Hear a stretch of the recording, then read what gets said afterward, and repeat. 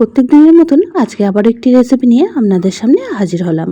আজকে বানিয়ে নেব ভাঙা আলুর তরকারি।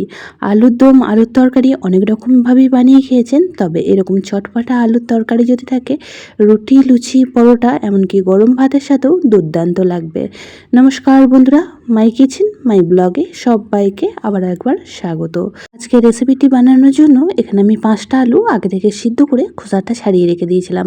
যেহেতু ভাঙা আলুর তরকারি করব, তার জন্য হাতে করে দেখুন আলুগুলিকে ঠিক এইভাবে ভেঙে নিতে হবে। আজকের রেসিপির জন্য এখন আমি একটা মশলা রেডি করে নেব। এদিকে নিয়ে নিয়েছি একটা মিক্সিং জার, তার মধ্যে দিয়ে দিলাম 2 টুকরো আদা, সাথে একটা কাঁচা লঙ্কা মাঝখান থেকে টুকরো করে, আর দিয়ে দিচ্ছি 2টো মিডিয়াম সাইজের টমেটো। টমেটোর পরিমাণটা একটু বেশি করেই ব্যবহার করবেন, তাহলে রেসিপিটি ভালো চটপটা তৈরি হবে। দিয়ে দিলাম 1/2 চামচ সাদা তেল, সাথে দিয়ে দিলাম 1/4 চামচ পরিমাণ পোস্ত। সামান্য একটু জল দিয়ে মশলাটার একটা পেস্ট রেডি করে নেব। আর এদিকে নিয়ে নিয়েছি বেশ কিছু গুঁড়ো মশলা। গুঁড়ো মশলার মধ্যে রয়েছে হলুদ গুঁড়ো, লঙ্কা গুঁড়ো, জিরে গুঁড়ো আর ধনিয়া গুঁড়ো। তো এখানে আমি চা চামচের 1/4 চামচ করে গুঁড়ো মশলাগুলি ব্যবহার করেছি। যেহেতু আলুর পরিমাণটা যতটা নিয়েছি, সেই পরিমাণ বুঝে মশলাগুলিও আপনারা ব্যবহার করবেন। তো এখন রেসিপিটি তৈরি করার জন্য গ্যাসের মধ্যে একটা কড়া বসিয়ে দিয়ে দিলাম পরিমাণ মতন সর্ষের তেল। তো আজকের রেসিপিটি সর্ষের তেলেই বানাবো। সর্ষের তেলে যদি তৈরি করে না হয়, রেসিপিটি খেতে কিন্তু বেশি টেস্টি লাগবে। তেল গরম হয়ে গেলে এখানে ফোড়নে ব্যবহার করছি একটা শুকনো লঙ্কা 2 টুকরো করে, সাথে 1/2 তেজপাতা, দিয়ে দিলাম একটা ছোটো এলাচ একটু ফাটিয়ে, আর তার সাথে দিয়ে দেবো বেশ কিছুটা পরিমাণ গোলমরিচ আর 2টো লবঙ্গ। তো এই ফোড়নগুলি আজকের রেসিপিতে ব্যবহার করব। সাথে এখানে দিয়ে দেবো ছোটো চামচের 1 চামচ গোটা জিরে। তো ফোড়নগুলিকে এখন কয়েক সেকেন্ড সময় নিয়ে ভেজে নেব। একদমই সহজ সাধারণ রেসিপি, খেতে কিন্তু দুর্দান্ত টেস্টি হয়। একবার যদি এইভাবে বানিয়ে খান, বারবারই কিন্তু বানিয়ে খেতে ইচ্ছে করবে। আর বানানোর পদ্ধতিটাও একদমই সহজ আর সাধারণ। ফোড়নের কালার চেঞ্জ হয়ে গিয়েছে, ফোড়ন থেকে মিষ্টি গন্ধ আসছে। তো এখন যে মশলার পেস্টটা রেডি করে রেখেছিলাম আদা, কাঁচা লঙ্কা, টমেটো দিয়ে, সেই পেস্টটাই এখানে দিয়ে দিলাম। মশলা ধোয়া জলও কিছুটা পরিমাণে অ্যাড করে দিয়েছি। এখন মশলাটা বেশ কিছুক্ষণ সময় কষিয়ে নেব।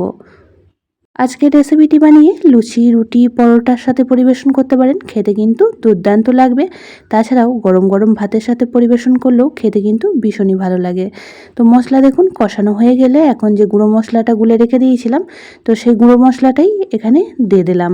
মশলাটা এখন বেশ কিছুক্ষণ সময় কষিয়ে নেব। যতক্ষণ না মশলা থেকে তেল ছেড়ে আসছে, ততক্ষণ অবধি মশলাটা কষিয়ে নিতে হবে।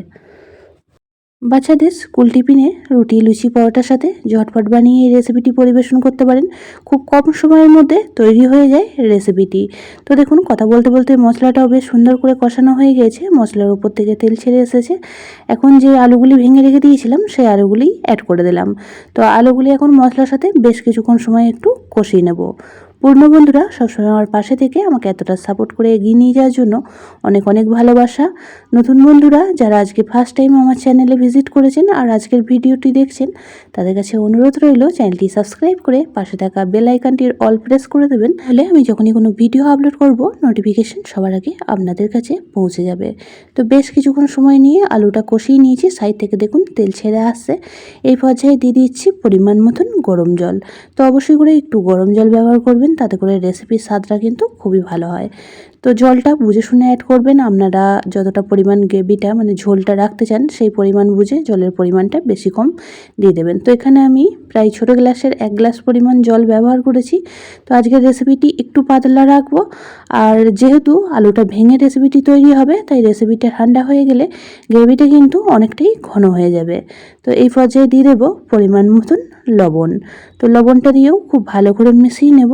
আর মিশিয়ে নিয়ে 3 থেকে 4 মিনিট ঢাকা চাপা দিয়ে রান্নাটি করে নেব। তো ফ্লেভারের জন্য এখানে দিয়ে দিচ্ছি 2টো কাঁচা লঙ্কা। তো এখানে গোটা কাঁচা লঙ্কাই ব্যবহার করেছি। ঝালটা যদি আপনারা বেশি খেতে পছন্দ করেন, সেক্ষেত্রে লঙ্কাগুলো একটু চিড়ে নিয়েও ব্যবহার করতে পারেন। তো এই লঙ্কার ফ্লেভারটা কিন্তু আজকের তরকারিতে ভীষণই ভালো লাগে। তাই প্রথমেও আমি একটা কাঁচা লঙ্কার পেস্ট দিয়েছিলাম, আর এখনও কিন্তু 2টো কাঁচা লঙ্কার ব্যবহার করেছি। তো ঢাকা চাপা দিয়ে দেখুন 3 থেকে 4 মিনিট সময় রান্নাটা করে নিয়েছি। আর রেসিপিটি কিন্তু আমাদের প্রায় রেডি হয়ে এসেছে।